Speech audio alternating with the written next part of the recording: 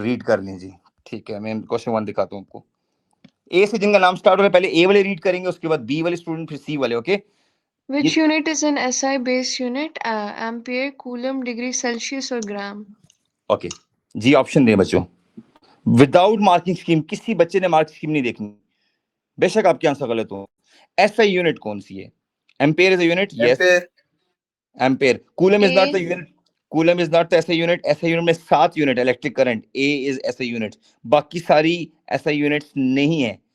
7 SI base unit में सिर्फ ए आता है। वेरी वेल डन, कोई मसला नहीं है। नेक्स्ट, ए से किसी का नाम स्टार्ट करें, नहीं तो बी वाले, जिनका नाम ए से स्टार्ट हो रहा है स्टार्ट करें प्लीज, नहीं तो बी वाले आ जाए, सी वाले आ जाए, जल्दी, टाइम नहीं वेस्ट करना, be quick. Anyone with a letter, B letter, C letter, D letter, start करें बच्चों, हरी अप। कोई सी वाला हो, कोई डी वाला हो, स्टार्ट करें। शेर आप स्टार्ट करो, पता नहीं शायद सी से Which कोई of the नाम। following could have the same units as force? इनमें से किसकी यूनिट ऐसी है जो फोर्स की यूनिट है? क्लियर बच्चों, देखें, energy by distance, O my God, force force force, energy by time power होती है तो हो नहीं सकती। एनर्जी बाय डिस्टेंस चेक कर लेते हैं। एनर्जी होती है किलोग्राम, देखो ओवर मीटर, एनर्जी होती है, ये भी नहीं है फोर्स, एम ए, यस ये फोर्स है। सर ए डी, नहीं होगा, ए हो सकता है, ए हो सकता ये है, force kilogram metre. Distance by distance, तो डिस्टेंस कैंसिल हो जाएगी। ये देखें बच्चों, आप सबको पता है फोर्स की यूनिट अगर आप F equals to M A से लाएं तब भी यही बनेगी, किलोग्राम मीटर पर सेकंड स्क्वायर। तो I think A is the correct option. ठीक है बच्चों, क्लियर, मैंने प्रूव कर दिया। देखें, एनर्जी की यूनिट किलोग्राम मीटर स्क्वायर पर सेकंड स्क्वायर है, डिस्टेंस मीटर्स है, कैंसिल कर दे तो हमारे पास एग्जैक्टली फोर्स की यूनिट आती है। This was easy. नेक्स्ट, बाकी सेशन रिकॉर्ड हो रहा है, जिसको समझ नहीं वो बाद में दोबारा भी देख सकते हैं स्लो करके। ठीक है, नेक्स्ट थर्ड जी, जिसने रीड नहीं किया रीड करे जी। एनीबॉडी जिसने रीड नहीं किया? यस बच्चों, anyone here in the class जिसने रीड नहीं किया, डू रीड। मैं कर देती हूँ सर।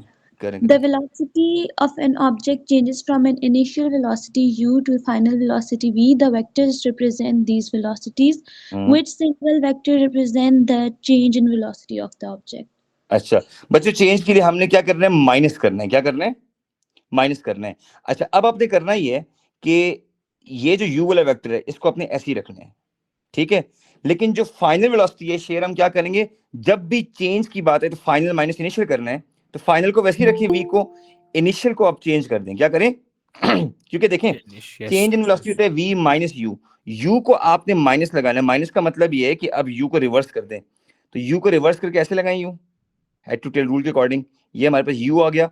मैंने माइनस इसलिए किया है कि चेंज में इसका मतलब है डायरेक्शन को ऑपोजिट करना।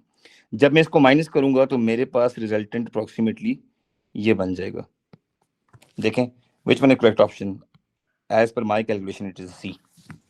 ठीक है, which single represent the change in velocity? Change in velocity के लिए फाइनल माइनस इनिशियल है। वेक्टर माइनस नहीं होता, सिर्फ उसकी डायरेक्शन को अल्टर करते हैं। तो हम इसकी डायरेक्शन को क्या करेंगे बच्चों? अल्टर करके हेड टू टेल रूल लगा देते हैं। तो फर्स्ट वेक्टर v के हेड के साथ सेकंड वेक्टर की टेल मिला दिए। क्या मिला दिए? टेल।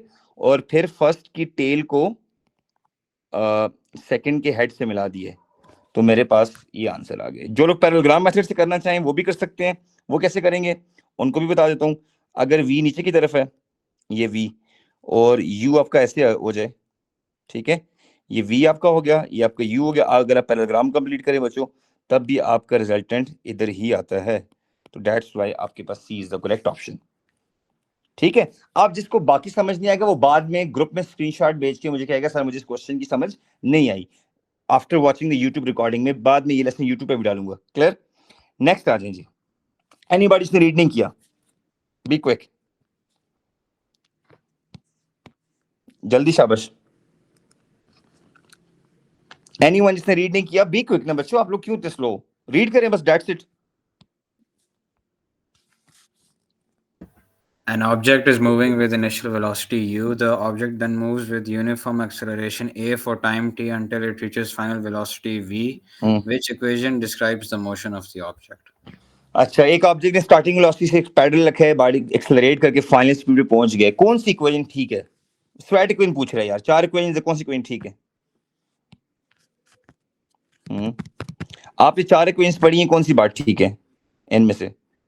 ये तो कोई मैंने आज तक नहीं देखी, ये भी नहीं देखी, ये भी नहीं होगा देखी ना, मैंने। चेंज कर देंगे। बी, यस, बी इसलिए होगा कि v is equal to u plus at। ये इक्वेशन आपने बार बार देखी है तो ये इक्वेशन मैच कर रही है, that's why one of the easiest question I have ever seen.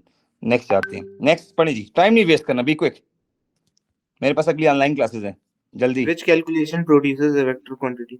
Well done. कौन सी चीज ऐसी है जो वेक्टर क्वांटिटी देगी? कौन सा फॉर्मूला है? करंट इनटू टाइम किसका फॉर्मूला है? बी क्विक, चार्ज का। Okay, final minus initial displacement, change in displacement, change in displacement, work done by time, power, half m square, kinetic energy. So most suitable option vector कौन सा है? B. B, B because option. yes, displacement is a vector quantity, that's why we will go for B. Okay, next. कोई बात नहीं, मैं भी stuck हूँ आगे, नो इशू। ये क्वेश्चन अभी आसान है, जो ज्यादा टाइम लगेगा हम छोड़ के आगे जाएंगे, डोंट वरी। आगे जाए बच्चों 6 पे। रीड, जिसने रीड नहीं किया खुद रीड करे, शाबाश। जो नहीं रीड करेगा मैं अल्लाह की कसम क्लास से बाहर निकाल दूंगा। क्या मसला है यार, इतनी मुश्किल से टाइम निकाला आप लोगों के लिए, फिर रीड भी नहीं कर रहे आप लोग। A thermometer can be read to an accuracy of plus minus 0.5 degrees Celsius. This thermometer is used to measure temperature rise from 40 degrees Celsius to 100 degrees Celsius. What is the percentage uncertainty in the measurement of the temperature rise? Okay जी, change in temperature का answer देना है, उसमें percentage uncertainty देनी है। बताएं change क्या होगा बच्चों? Final minus Initial. चलिए फाइनल देखें कितना है बच्चों? 100 माइनस 40, शाबाश, कितना आंसर आएगा? बी क्विक, 60 आ गया। अच्छा, 0.5 डिग्री उसकी अनसर्टेनिटी है। आपको पता है जब दो चीजें माइनस होती हैं तो 0.5 प्लस 0.5 अनसर्टेनिटी हमेशा ऐड होती है। आंसर 1 डिग्री आ गया। अब 1 डिग्री डिवाइडेड बाय चेंज कितने है? 60 इंटू 100 करें, 1 degree over 60 into 100। Be quick, क्या Sir, आंसर आ रहा है? 1.66 आया है, तो 1.7. 1.7, तो as per this calculation D आ रहा है। ठीक है बच्चों, बाद में आप लोग मार्क्स स्कीम चेक कर लेना, कोई आंसर गलत हुआ तो कोई मसला नहीं, आप बता देना सर आपने गलत पढ़ा है, इट्स ओके। अभी हम जाएंगे तेज, अच्छा क्लियर। सो देखिए इसके लिए मैंने क्या किया, इन दोनों को माइनस कर दिया, 60 आंसर आ गया, वो कोई मसला नहीं था। अब माइनस में अनसर्टेनिटी ऐड होती है, ठीक है, तो इस 100 के अंदर भी प्लस माइनस 0.5 की अनसर्टेनिटी थी इसके अंदर, और इसके अंदर भी प्लस माइनस 0.5 की थी, तो ओवरऑल अनसर्टेनिटी आ गई 1। तो 1 divided by change of temperature into 100 कर दिया, तो आंसर आ गया डी। नेक्स्ट, हरी, अब से रीड नहीं किया, स्टार्ट करें। Thank you Anaya. The diagram shows the path of a golf ball, which Okay. row describes changes in the horizontal and vertical components of the golf ball's velocity and when air resistance is ignored. अच्छा बच्चों, air ignored हो तो horizontal और vertical पे कौन से options ठीक हैं? सोचें जरा। सर डी हो जाएगा। अच्छा, ये क्वेश्चन है ऑप्शन ए और बी एक्सेलरेशन के बारे में है ना? शेर आप क्या कह रहे हो? सर डी, क्योंकि हॉरिजॉन्टल वेलोसिटी तो चेंज ही नहीं होती और वर्टिकल में एक्सेलरेशन पहले डिक्रीज कर देगी फिर इंक्रीज। अच्छा ये गलत है, एक्सेलरेशन डिक्रीजेस डाउनवर्ड तो नहीं हो सकता। ये देखें इस डी में, पता है मसला क्या, इसमें लिखा है acceleration decreases downward. Sir upwards, upwards. अच्छा अपवर्ड, upward. लेकिन बात सुने, एक बात सुने, एक्सेलरेशन किसी भी ऑब्जेक्ट का वर्टिकली 9.81 रहता है, वो तो डिक्रीज इंक्रीज हो ही नहीं सकता बच्चे, that is constant. Acceleration is always constant, D नहीं हो सकता। शेर वो Because- velocity Sir, का लेकिन- सही रहता ना। जब वो क्या कहते हैं ऊपर जा रहा होगा तो माइनस 9.81 बच्चे माइनस होगा, डिक्रीज तो नहीं होता ना। तो डिक्रीज ही हो गया ना। नहीं माइनस नहीं, न्यूमेरिकल वैल्यू चेंज तो नहीं हो रही ना, 9.81 ही रहेगा। चाहे तला आप है, मैं एलिफेंट है, मैं कोई और है, मैं बोलूंगा फिर बात हुई है, ठीक है। सो मसला ये कोई भी ऑब्जेक्ट है, मसला ये कि उससे एक्सेलरेशन 9.81 से चेंज नहीं होगा। तो कांस्टेंट एक्सेलरेशन वाले ऑप्शन कौन से हैं? पहला कांस्टेंट है, लेकिन ये डाउनवर्ड क्यों लिखा हुआ है? नहीं, डाउनवर्ड नहीं होगा, तो फिर तो कोई भी नहीं हो सकता। नहीं, constant D acceleration. Option A इसलिए गलत है कि ये वाला गलत है, दिस इज रॉन्ग। ए और बी तो है ही गलत ना। ए भी गलत है। सी, एक minute, original velocity constant, yes ये तो कांस्टेंट है, और एक्सेलरेशन कांस्टेंट है डाउनवर्ड, यस। नीचे ऑब्जेक्ट आए, एक्सेलरेशन प्लस 9.81 है, C is the most suitable choice. बाकी सारे गलत हैं, बाकी सब में एक बात गलत है, बिकॉज देखो सी में वी एक्स कॉन्स्टेंट रहता है, आप सबको पता है वेलोसिटी का जो हॉरिजॉन्टल कंपोनेंट है दैट रिमेन्स कांस्टेंट, ये बात लिखी हुई सी में। और अगला एक्सेलरेशन डाउनवर्ड 9.81 है, यस इट इज 9.81, चाहे ऊपर जाए तब भी 9.1 है, सिर्फ माइनस प्लस का फर्क है, तो कांस्टेंट है ना, सी इज द करेक्ट ऑप्शन। ठीक है, सही सर। मैं हर चीज विद प्रॉपर रीजन दे रहा हूँ, कोई क्लास में वेट तो नहीं कर रहा। मिनाइल असद आ गई है, ओके देखो ना, मेरे अलार्म सिस्टम बता रहा था कि समवन इज वेटिंग। ओके मिनाइल, हम क्वेश्चन नंबर 8 पे स्टार्ट कर रहे हैं। मिनाइल रीड क्वेश्चन नंबर 8 जी, अब आप आगे आपसे स्टार्ट करते हैं। मिनाइल जल्दी से क्वेश्चन 8 रीड करो। नजर आ रहा है? हाँ, घर में कोई जाग नहीं रहा, रीड करो, शाबाश, चलो। अच्छा, an aircraft flies from London to Sydney in a time 21 hours 40 minutes. The distance traveled is 17,000 kilometers. What is the average speed of the aircraft? ओहो बच्चों, ऐसा क्वेश्चन जब आ जाए कि आपका आंसर मल्टीपल यूनिट्स में मांगे, आप सबसे पहले स्टैंडर्ड यूनिट में जाएं। किस में जाएं? स्टैंडर्ड में। चलें स्टैंडर्ड यूनिट में आए। स्पीड को डिस्टेंस बाय टाइम, शाबाश, डिस्टेंस कितने हैं? 1.7 इंटू 10 पावर 1 2 3 4 पहले से, और 7 हो जाएगा मीटर्स में। और टाइम को चेंज करें, शाबाश, 21 आवर्स है, एक आवर में इतने हो जाएंगे सेकंड्स, प्लस 40 मिनट्स है, तो 40 इंटू 60 कर दें। ये लें, अब आपका सारा टाइम सेकंड में चला गया। अब जरा कैलकुलेटर जिनके दिमाग तेज चलते हैं, जरा कैलकुलेट करें।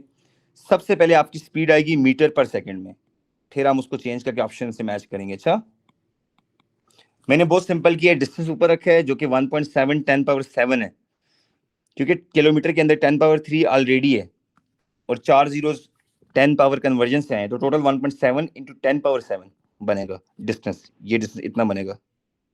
ठीक है, आंसर है 217, तो 220। अच्छा शेर, इस कैलकुलेशन से आंसर क्या है? 217।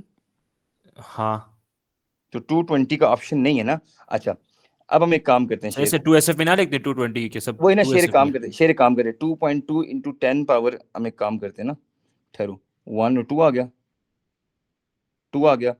अब मैं इसको अगर मैच करूं, इससे मैच तो नहीं कर रहा, ओके नहीं मैच कर रहा। अच्छा, अगर मैं इसको माइक्रो में चेंज करूं, इसको मैं 10 पावर 6 से मल्टीप्लाई कर दूं, तब भी 10 पावर 8 आएगा, तो बी भी मैच नहीं कर रहा।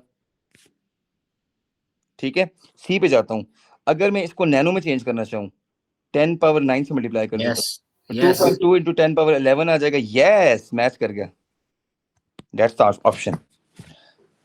मुझे तो समझ नहीं आ रही कौन सी वाम कहती है, एमसीक्यू बहुत मुश्किल है, पता नहीं क्यों डरते हो। ठीक है, इट्स ओके, फाइन, आगे जाएं। Yes sir, yes. प्लीज, जिसको समझ नहीं आया यूट्यूब पे लेसन जाएगा, लेकिन इंतहाई बेवकूफ और पागल होगा जो ये कहेगा मैं बाद में यूट्यूब पे देखूंगा। कसम से लाइव क्लास जो लेता है उसका अपना ही लेवल है। ठीक है, समझ आ रही है? आप एक्टिवली इन्वॉल्व होते हो क्लास के अंदर, बाद में देखें यूट्यूब पे, मसला नहीं है, लेकिन जो लाइव नहीं ले रहा उसको कोई फायदा नहीं यूट्यूब पे जाने का, फिर तो भरे हो यूट्यूब पे लेसन। नेक्स्ट है जी, हु विल रीड, जिसने रीड नहीं किया, जल्दी, टाइम नहीं वेस्ट करना। यस बच्चों, नेक्स्ट शेर आप पढ़ लें, चलें, इनको शर्म आती है। A golf club hits a golf ball. The graph shows how the force F on the ball varies with time t. Which graph shows how the velocity v of the ball varies with time t? अच्छा, force का time के साथ graph है, और ये golf ball को hit मारी है किसी बंदे ने। ठीक है, सही है, ये किसी बंदे ने इस गोल्फ को हिट मारी है, सही है। अच्छा, कौन सा ग्राफ वेलोसिटी के साथ? ठीक है। अच्छा, एक बात बताएं, क्या पॉइंट ए से लेके पॉइंट बी तक फोर्स इंक्रीज हो रही है, कांस्टेंट है? ये देखें जरा, ए से बी तक इंक्रीज हो रही है ना। फोर्स जब इंक्रीज हो रही है, इसका मतलब है as per this formula F equals to ma, अगर फोर्स इंक्रीज होगा तो एक्सेलरेशन भी इंक्रीज होगा। एक्सेलरेशन इंक्रीज होने का मतलब है कि वेलोसिटी टाइम ग्राफ का ग्रेडियंट इंक्रीज होगा। क्या इंक्रीज होगा? ऐसे ग्रेडियंट इंक्रीज होगा। सो मुझे ए से बी पहले ही समझ आ गई है कि ए टू बी ग्रेडियंट कहां पे इंक्रीज होगा। इधर ग्रेडियंट इंक्रीज है नहीं, इधर ग्रेडियंट कांस्टेंट है नहीं, इधर ग्रेडियंट कांस्टेंट नहीं। ठीक है, सो मैं आप लिटरली, मैंने बी टू सी देखा ही नहीं, मैं ए टू बी अगर देखूं ना, तो मैंने आपको प्रॉपर इधर रीजन दे दिए। देखें, फोर्स ज्यादा का मतलब ए ज्यादा होगा, ए ज्यादा का मतलब है वेलोसिटी टाइम का ग्रेडियंट ज्यादा होगा, तो ग्रेडियंट इसमें ज्यादा हो रहा है। और बी टू सी में ग्रेडियंट, यहाँ पे देखें फोर्स डिक्रीज हो रही है, इसका मतलब एक्सेलरेशन ड्रॉप होगा, इसका मतलब है वेलोसिटी टाइम ग्राफ का ग्रेडियंट कम होगा, लेस होगा। B answer. बाकी सारे गलत हैं। इसमें देखें ग्रेडियंट आपका डिक्रीज हो रहा है, ये तो गलत है, ये बिल्कुल गलत है। ग्रेडियंट कांस्टेंट गलत सर है। लेकिन बी में वो कांस्टेंट वेलोसिटी क्यों दिखा रहा है वो एक पॉइंट पे? कौन से वाला? ये बी में मिड में किसने लिखा कांस्टेंट वेलोसिटी है? ये कांस्टेंट वेलोसिटी है। सॉरी टू से कांस्टेंट नहीं, एक्सेलरेशन है कांस्टेंट इंक्रीजिंग वेलोसिटी नहीं है, मेरी शहजादे। लेकिन एक्सेलरेशन तो चेंज हो रही कांस्टेंट है। एक्सेलरेशन है, कांस्टेंट एक्सेलरेशन है यहाँ पे। सनान, मैंने कितने प्यारे दो क्रॉस बना के बता रहा हूँ, ये कांस्टेंट एक्सेलरेशन है शहजादे। कांस्टेंट एक्सेलरेशन का मतलब ये कि फोर्स की वैल्यू कांस्टेंट हो जाए, तो ये वाकई यहाँ पे फोर्स की वैल्यू कांस्टेंट है ना। लुक एट दिस, ये फोर्स की वैल्यू कांस्टेंट है यहाँ पे। हाँ सर सही है। बिल्कुल ये भी है, इसमें तो कोई। सर वो महेश भाई उसे क्लास पेन करते हैं। अच्छा, शुक्र है मशहूर जागी है। ओके जी, नेक्स्ट क्वेश्चन नंबर 11। बच्चे टाइम वेस्ट नहीं करना, सॉरी 10 पे आ जाए। मशबा आपने फर्स्ट 9 क्वेश्चन मिस किए, कोई बात नहीं। 10 से स्टार्ट करते हैं। मशबा स्टार्ट रीडिंग जी, क्वेश्चन नंबर 10। मशबा आवाज आ रही है? जी वालेकुम अस्सलाम Mashba. Without wasting any time question 10 read करें। नजर आ रहा है स्क्रीन पे? जी सर। जी रीड करें।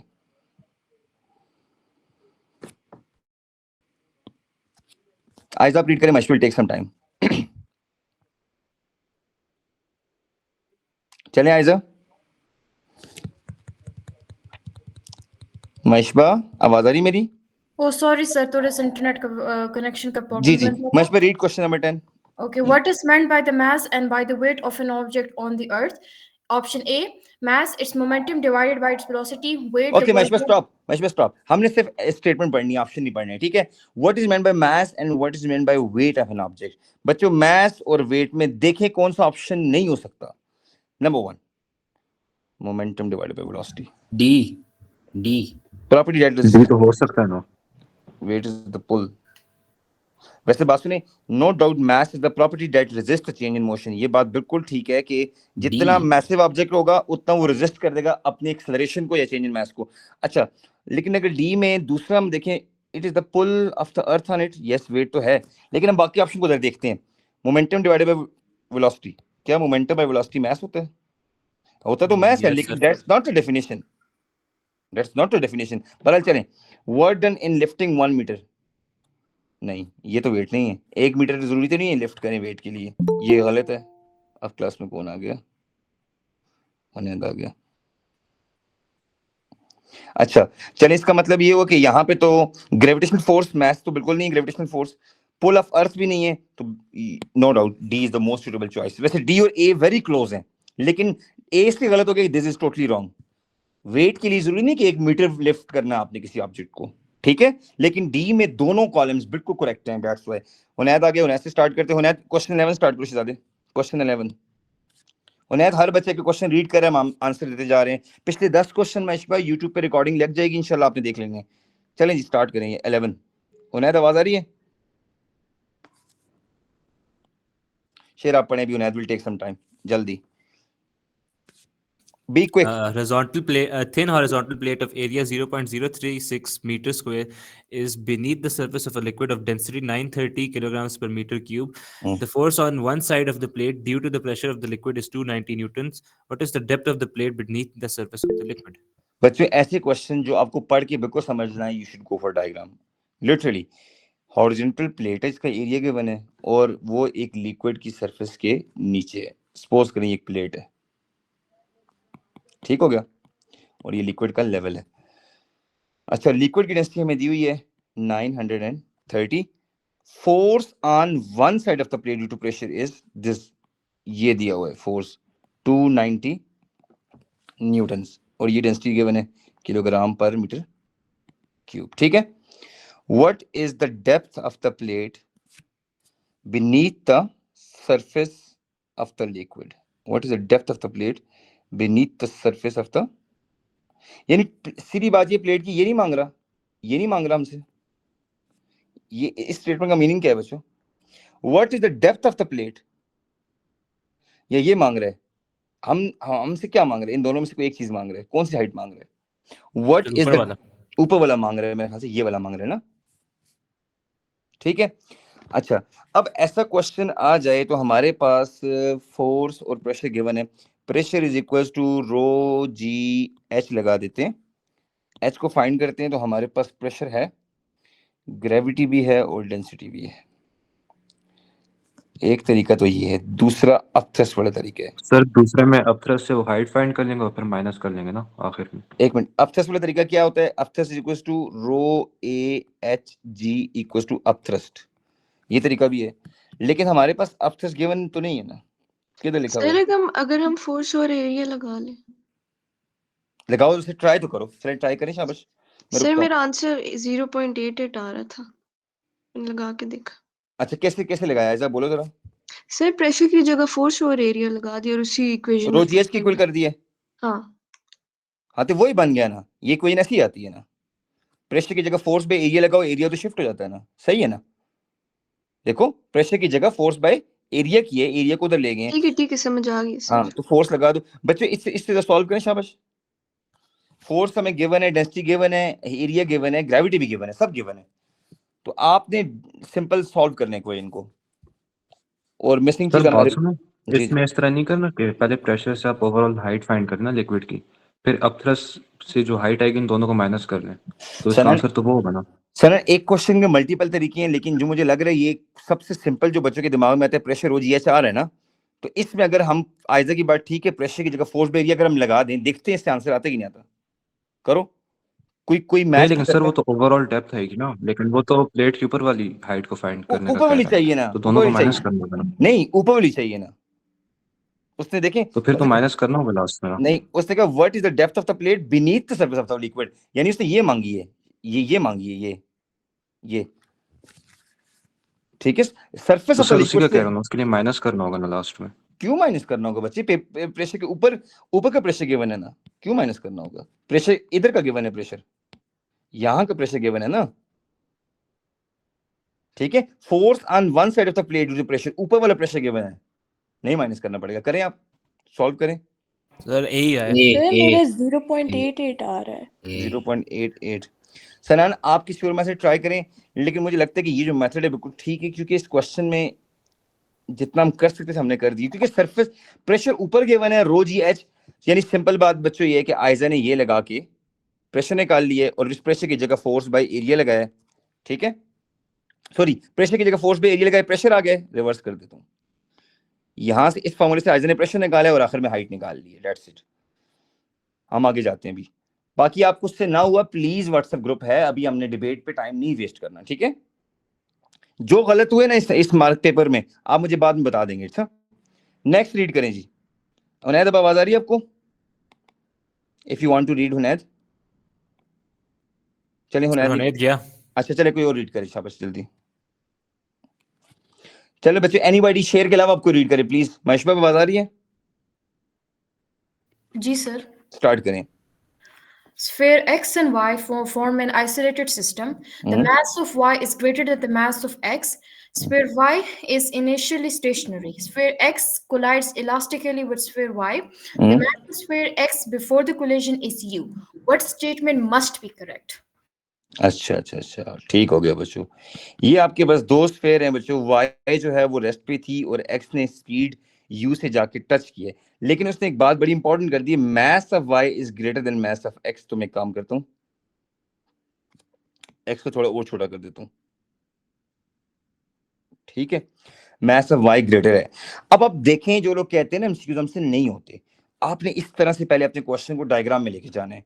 अब आपको क्लियर कट पता लग रहा है Y मैसिव है, X छोटा है और X की वेलोसिटी U है और Y स्टेशनरी है इनिशियली, इसकी U2 0 है, ये लिखा हुआ है, और इलास्टिकली कोलाइड कर रहे हैं यानी एनर्जी लॉस नहीं हो रहा, ठीक है, और स्पीड बिफोर X की U है। चलें, कौन सी बात बिल्कुल ठीक है यहाँ पे, सही है। चलें, नंबर 1, स्फीयर X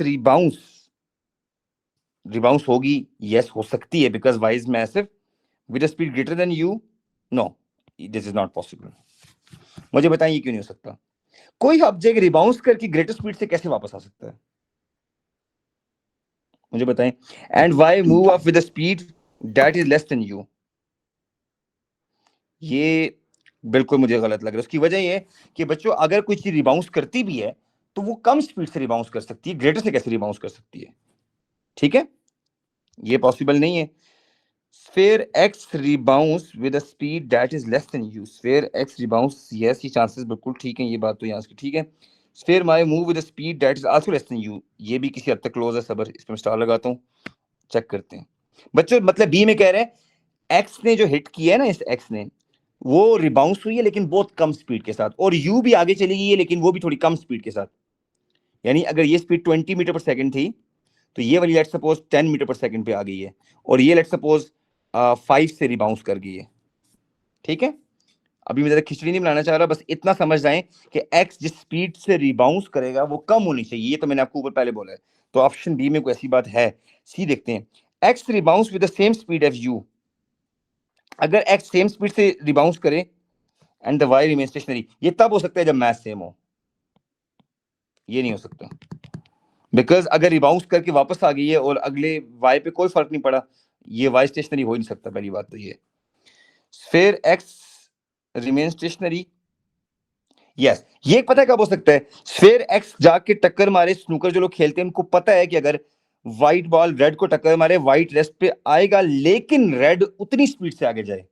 यानी अगर ये उतनी स्पीड से जाए जितने पे पहला बॉल आ रहा था तो ये हो सकता है, लेकिन इसके लिए मैथ का सेम होना जरूरी है. इसके लिए मैथ का सेम होना मस्ट है. बच्चों, जब दो ऑब्जेक्ट स्नूकर में कोलाइड करें, पहला ऑब्जेक्ट रेस्ट पे आ सकता है, दूसरा ऑब्जेक्ट उसी स्पीड से मूव कर सकता है, लेकिन मैथ सेम हो. ठीक है. सो अभी तक जितने ऑप्शंस लग रहे हैं इसमें the most closest is B.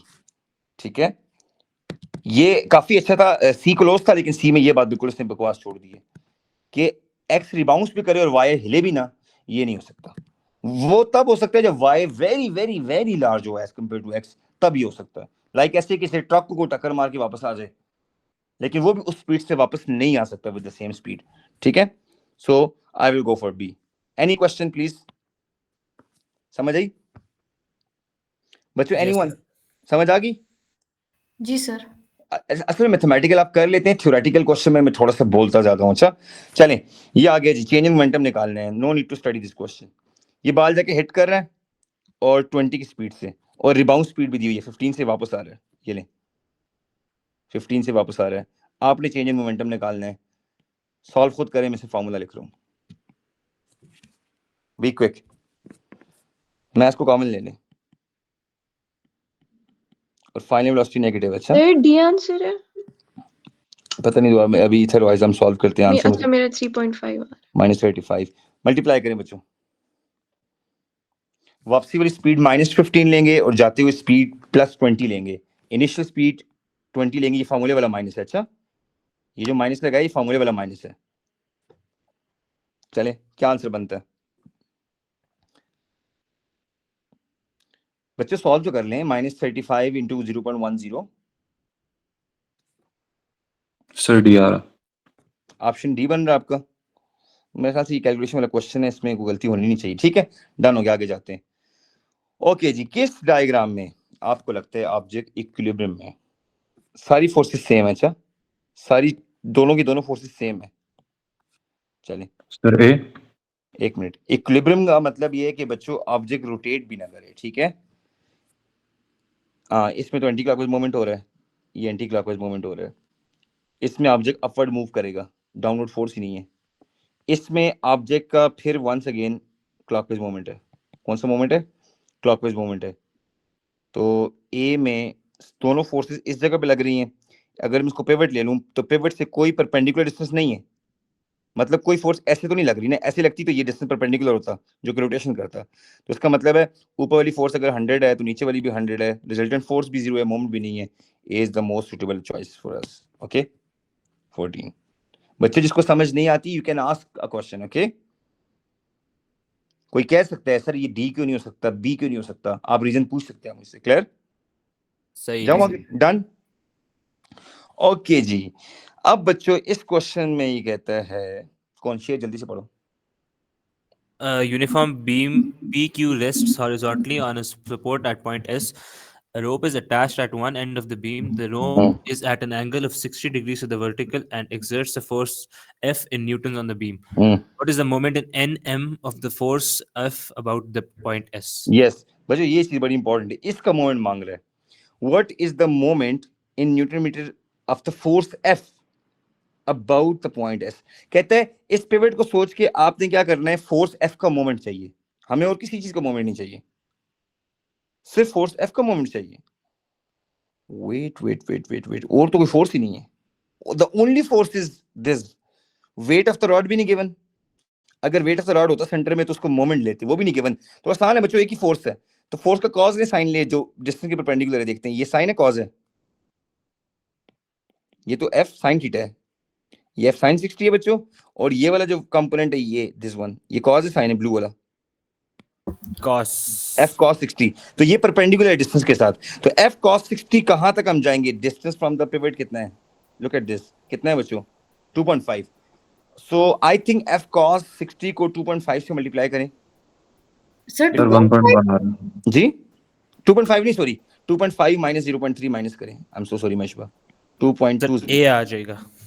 करें, हाँ सर f यही आ रहा है। f sin 60 into 2.2 करें बच्चों, a आ रहा है आप लोगों का, सही है Mashba? Any question, any confusion over here? no sir. बच्चों Aiza share up till now we are going smooth, सही जा रहे पेपर? Yes, sir. अल्हम्दुलिल्लाह। Good. Sir hello, I have a question. चलो तला स्टार्ट करो, शाबाश। नहीं, मैं सवाल पूछ रहा हूँ। क्वेश्चन स्टार्ट करो। जी जी बोलो। नहीं, मैं कह रहा था कि जब भी इस तरह मोमेंट का सवाल होगा तो हमेशा परपेंडिकुलर वो यस यस मोमेंट। आपको क्या लगता है तला, हम जो डेफिनेशन रटते हैं वैसे ही रट लेते हैं? यस। आपको क्या पता है कि शहर में अगर सर नुमान का नाम है हम ही बन गए? और खुदा के बंदे, मैंने तो इसके पीछे बहुत ज्यादा, फोर्स इनटू परपेंडिकुलर डिस्टेंस जरूरी है, force into perpendicular distance very very important, otherwise moment नहीं हो सकता। ठीक है सर। ये जो रेड वाला कंपोनेंट है ना, ये वाला, ये हाँ। डिस्टेंस पैरेलल है, ये क्या करेगा, ये मोमेंट कर ही नहीं सकता। जी सर। ठीक है, ओके जी, नेक्स्ट तला रीड करो। The diagram shows the dimensions of an elastic cord used to project a stone. The tension in the cord is T when the cord is pulled into the shape shown.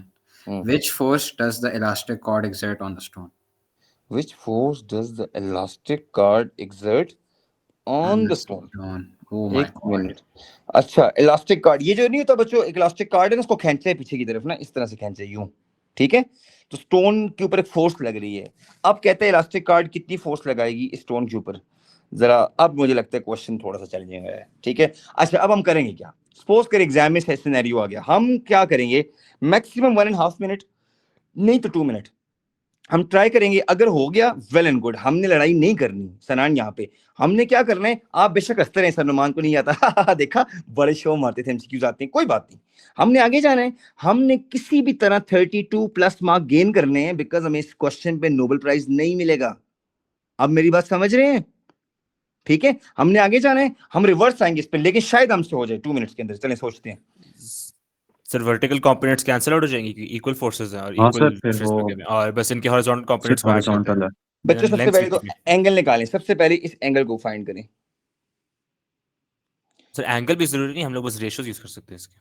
मुझे ratio से मुझे angle चाहिए, मैं कुछ चीज करना चाह रहा हूं। सर डायरेक्ट 6/10 करें ना, t tan theta multiplied by equals to 6/10 6/10, theta equals to tan inverse of 6/10 करें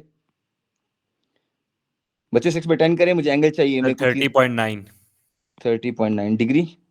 यस। अच्छा, अब मैं इस एंगल के साथ जो इसके जो हॉरिजॉन्टल कंपोनेंट टेंशन के निकालूं, तो ये टेंशन का जो कंपोनेंट आएगा ये रेड वाला, ये हॉरिजॉन्टल आएगा ना? सर आपने ऑपोजिट 6 क्यों लिया? मैंने थीटा ये लिया है ना, तो उसका ऑपोजिट तो 8 होगा। एक मिनट, 8 होगा। ओ सॉरी 8 होगा, हम सो एडजेसेंट 6 होगा। लेकिन आप cos से कर लेना। यस 8 से करें, नहीं 8 से कर लें, चले एडजेसेंट 6 कर देना, चले 6 से कर लें, फिर कॉस लगा दें, चले कॉस लगा देते हैं। कॉस थीटा, मुझे एंगल चाहिए ना, एंगल के बगैर मुझसे ये क्वेश्चन नहीं होते, आई डोंट नो क्यों। Cos theta is equals to curly brown hair base over hypotenuse, करें बच्चों, थीटा क्या आता है? ये क्वेश्चन चल सर 53.1 डिग्रीज। 53.1 डिग्री। अच्छा, अब शेर ये जो रेड दो कंपोनेंट है दोनों का कॉस, तो t cos 53.1 प्लस फिर t cos 53.1 करें बच्चों? सर ये बी आ रहा है 6/5। क्या आपका ऑप्शन क्या आ रहा है? बी आ रहा है 6/5। अभी एक और चीज, जब भी आपका आंसर आ जाए ना, आपने एकदम रिलाई नहीं करना, आपने थोड़ा सा देखना है क्या ये बात ठीक भी है कि नहीं है ना। हम जरा सोचेंगे, ज़ाहिर पेपर में हमारे पास ना कोई मार्क्स की होती है ना कुछ होता है, हमने सोचना तो है थोड़ा सा, ठीक है बच्चों? ओके, अब हम एक काम करते हैं, हमने हॉरिजॉन्टल कंपोनेंट लिए हैं क्योंकि उसने कहा था which force exert elastic cord on the stone. अब मुझे बच्चों एक बात बताएं, सच्ची बात बताएं, जब स्टोन को मैश पर रिलीज करेंगे क्या स्टोन इधर नहीं जाएगा?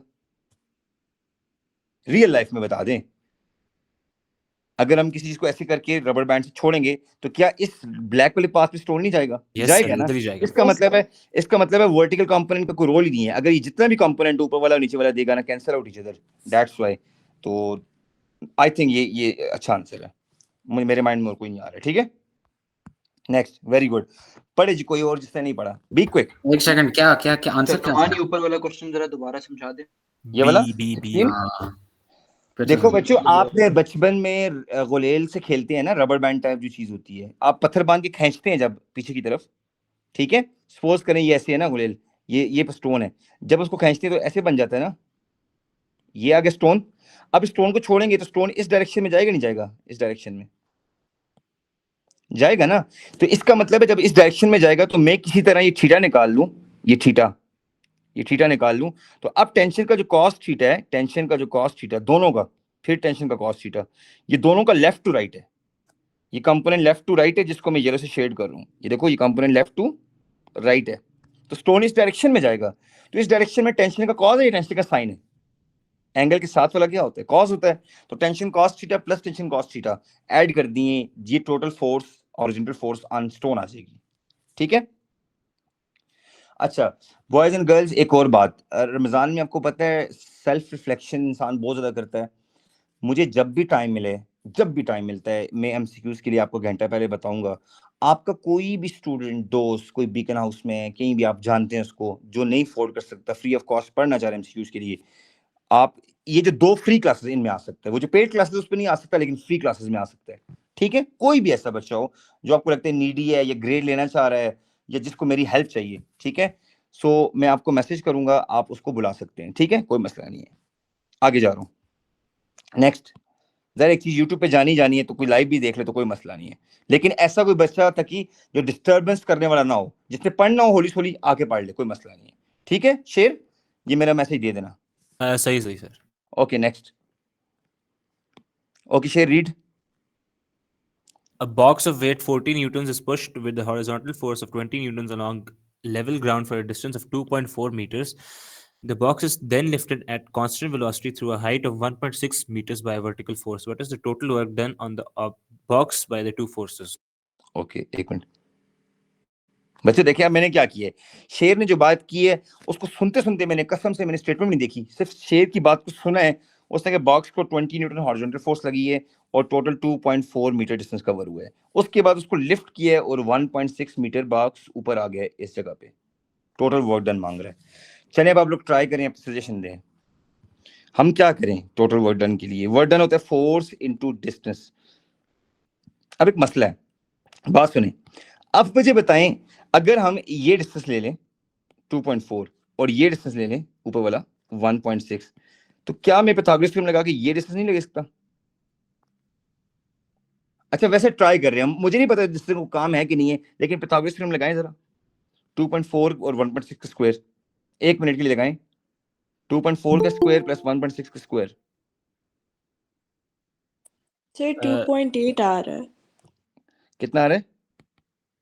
अच्छा अब टोटल वर्क डन मांगे 2.8। अच्छा टोटल वर्क डन के लिए अगर हम इधर का वर्क डन निकालें फोर्स इनटू डिस्टेंस, ये तो हो जाएगा वर्क डन।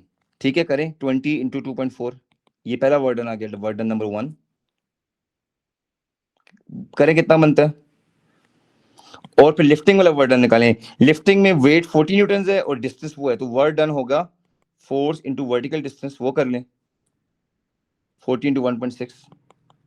करें, ये दोनों आंसर को जरा ऐड करते हैं, क्या हमारा कुछ क्लोज आंसर बनता है नहीं बनता? सर 112 आ रहा है। वर्क डन 1 और वर्क डन 2 को अगर हम ऐड करें 112 तो क्लोज टू दिस ऑप्शन है। मेरे ख्याल से इस डिस्टेंस के साथ वर्क डन हो सकता है, मुझे नहीं लगता, क्योंकि सर वो 2.8 है, 3.8 नहीं। फर्स्ट और सेकंड कौन सा वाला? ये जो आपने 3.8 लिखा है वो 2.8 है। अच्छा 2.8 है। अच्छा इधर से हम कर सकते हैं, वैसे मुझे तो नहीं लगता इससे हम कर सकें। सर इससे वैसे हो नहीं सकता ना, नहीं कर सकते, हमारे पास उस डायरेक्शन की 20 फोर्स न्यूटन वाली नहीं है। फोर्स नहीं है।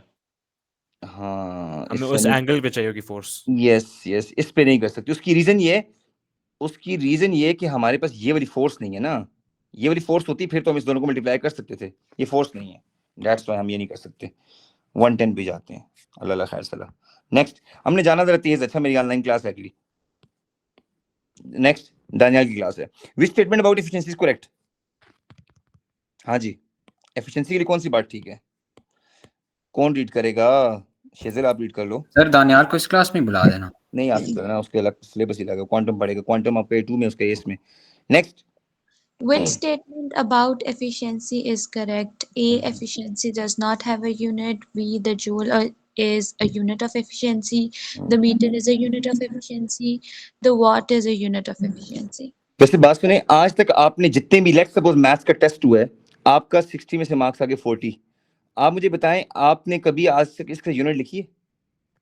परसेंटेज लिखते हैं ना।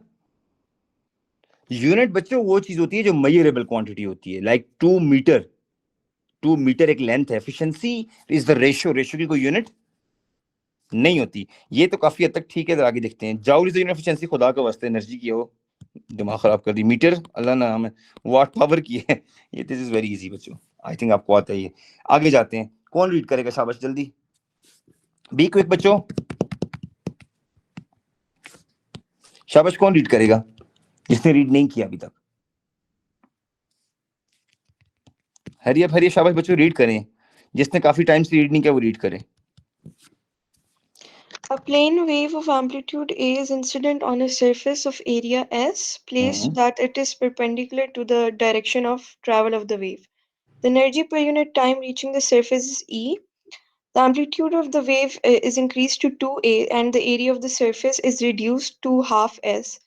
How much energy per unit time reaches this smaller surface area? Smaller surface.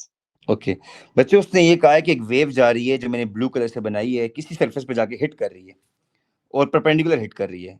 ठीक हो गया बच्चों? अब उसने क्या किया है, नई एक वेव बनाई है, ये न्यू वेव आ गई है, उसने इसके एम्पलीट्यूड को डबल कर दिया है। क्या किया बच्चों? एम्पलीट्यूड को डबल कर दिया है और इस सरफेस एरिया को आधा कर दिया है, हाफ कर दिया है। सो सबसे पहले क्वेश्चन को बड़ा केयरफुली रीड किया करें। अब कहते हैं हाउ मच एनर्जी, पहले वाली एनर्जी थी E, अब एनर्जी कितनी है? पहले वाली एनर्जी का नाम क्या था? E था, सही है। अब एनर्जी कितनी हो जाएगी? हाय हाय, पावर पे है। सबसे पहले एम्पलीट्यूड डबल होने से एक काम करते हैं बच्चों, हम एक काम करते हैं, पहले वाली इंटेंसिटी निकालते हैं ब्लू कलर से। इंटेंसिटी होता है power transmitted per unit area, ऐसी बात है। और पावर होता है energy divided by time into area. ये हमारी एक्सप्रेशन नंबर 1 बन गई। ठीक है। अच्छा, इधर से अगर हम एनर्जी को सब्जेक्ट बनाएं तो intensity times time into area gives us energy. ये हमारी पहली एनर्जी की एक्सप्रेशन बन गई है, खुद बहुत ऑटोमेटिकली बन गई है। अब हम इसमें चेंज करते हैं, सेकंड रेड कलर से चेंज क्या करते हैं, इसको डबल ए कर देते हैं। ठीक है। और क्या चीज की है, एरिया को उसने 1/2 कर दिए। क्या कर दिए? 1/2 कर दिए। और एम्पलीट्यूड को डबल कर दिए। मुझे बताएं एम्पलीट्यूड डबल होने से बच्चों इंटेंसिटी कितनी टाइम्स ज्यादा हो जाएगी? Intensity is proportional to A² ना। ठीक है। Yes sir. तो यानी मैं एक काम करता हूं, इधर एम्पलीट्यूड को मैं एक्स से रिप्रेजेंट कर दूं जरा आपको समझाने के लिए, इंटेंसिटी की जगह।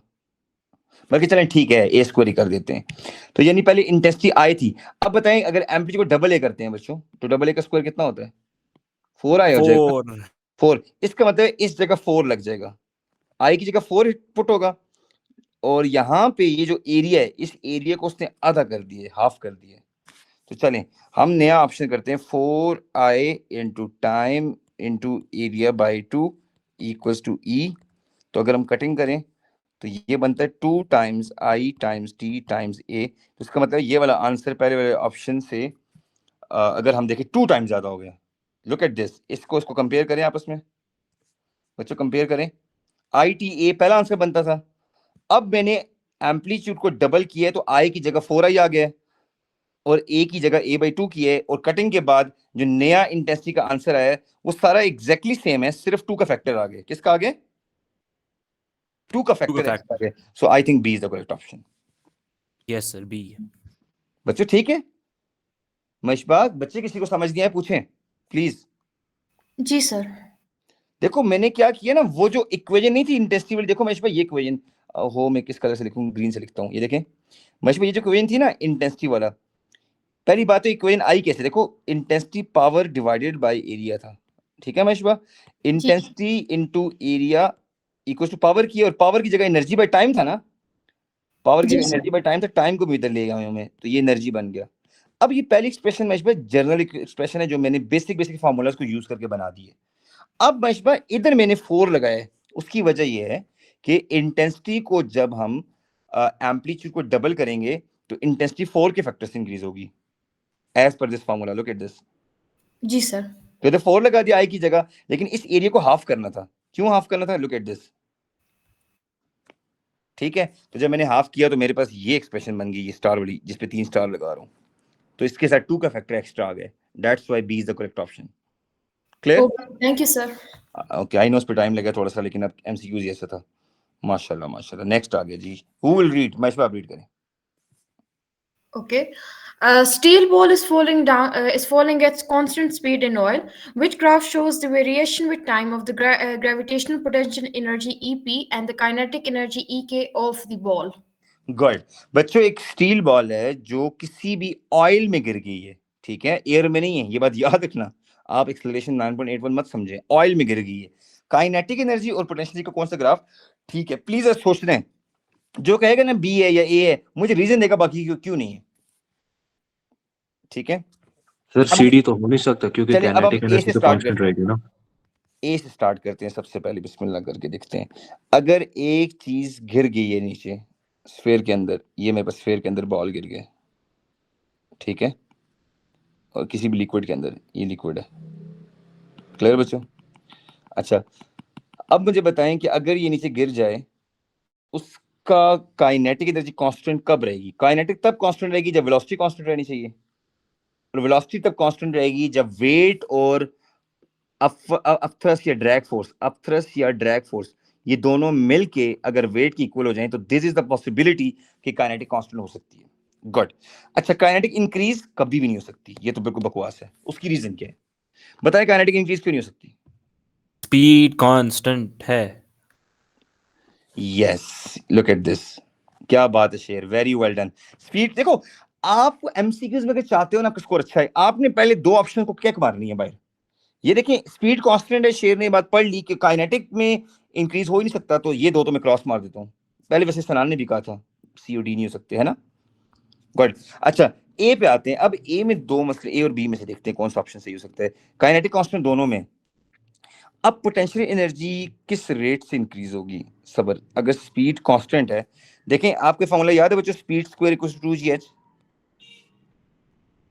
तो स्पीड और हाइट आपस में अगर हम देखें स्क्वायर टाइम का लिंक है, इसका मतलब ये कि ग्राफ का ग्रेडियंट कांस्टेंट नहीं हो सकता। चलो हाइट और स्पीड ऐसे होते हैं तो फिर तो हम मान लेते हैं कि हमारे पास ग्राफ का ग्रेडियंट कांस्टेंट हो सकता है। अब इसको अगर मैं चेंज करूं, एक मिनट, एक वैल्यू यहाँ पे लगाते हैं। सुनिए, ये फॉर्मूला हम कब लगाते हैं शेर? v स्क्वायर 2gh, जब काइनेटिक एनर्जी 100% किस में कन्वर्ट हो रही हो?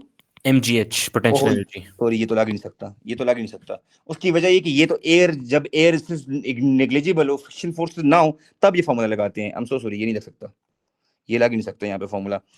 अब हम देखते हैं पोटेंशियल एनर्जी टाइम के साथ साथ किस रेट से ड्रॉप होगी।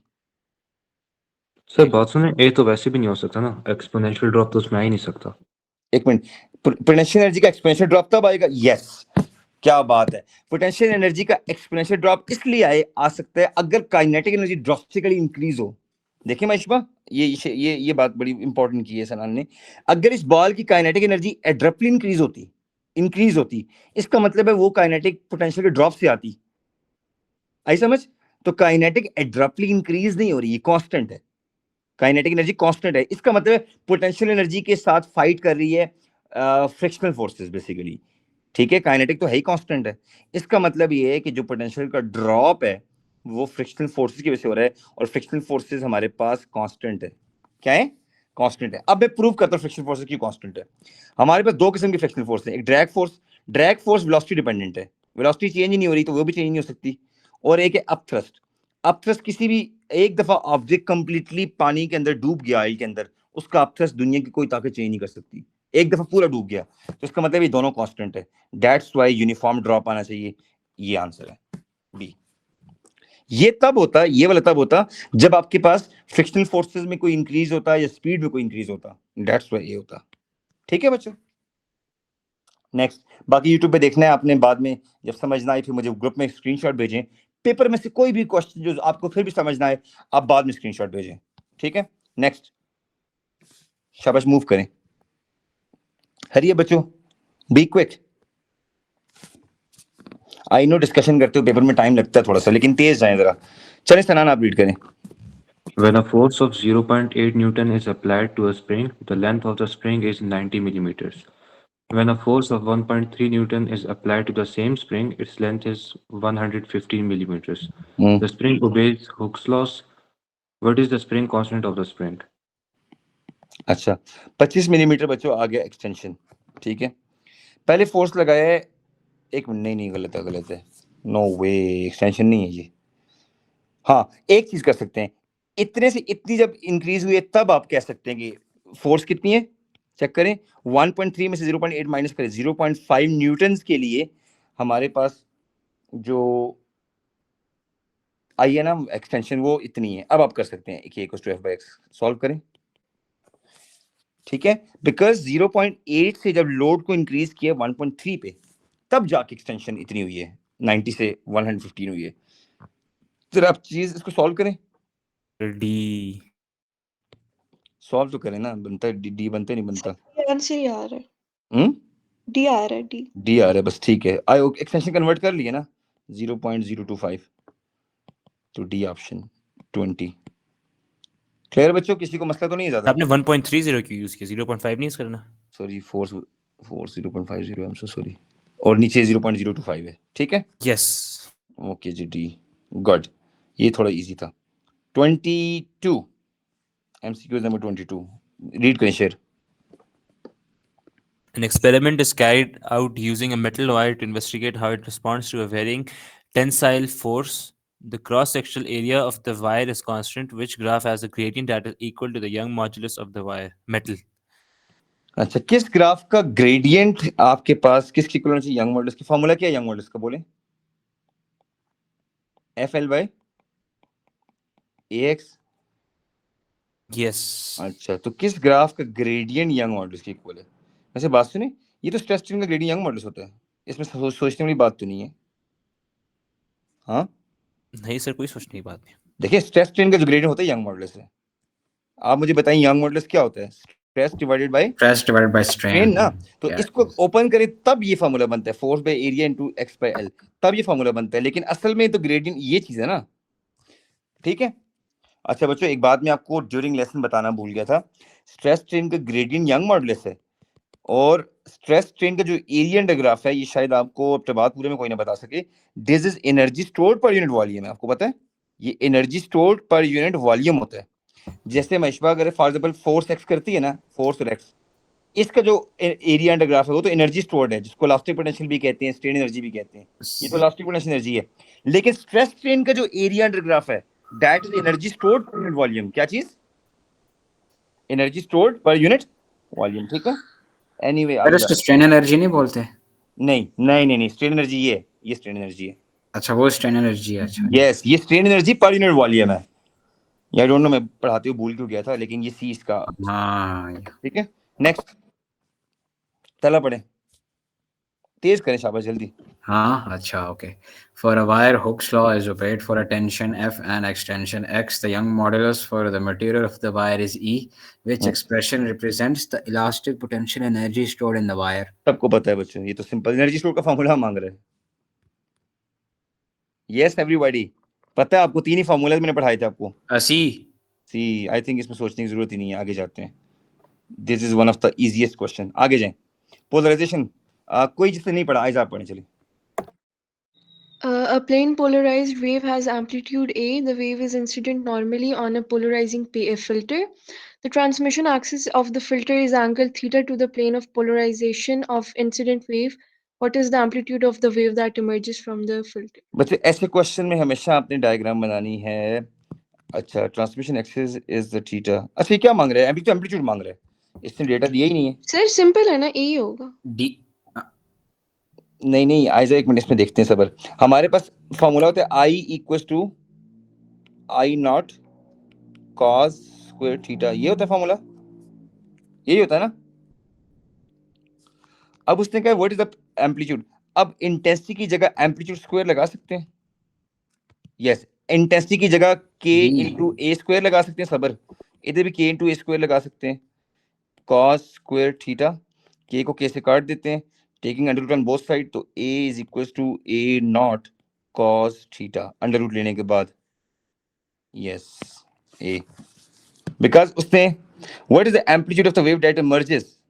अच्छा, उसने ए नॉट को ए लिया हो, अच्छा, लेकिन इसका आंसर ए ही बन रहा है, क्योंकि देखो मैंने आपके सामने सॉल्व किया, इंटेंसिटी की जगह के स्क्वायर लगा दिए, के को के से काट दिए, और ए को ए से क्यों नहीं काट सकता? मुझे बताएं, मैं ए को ए से क्यों नहीं काट सकता? डिफरेंट है।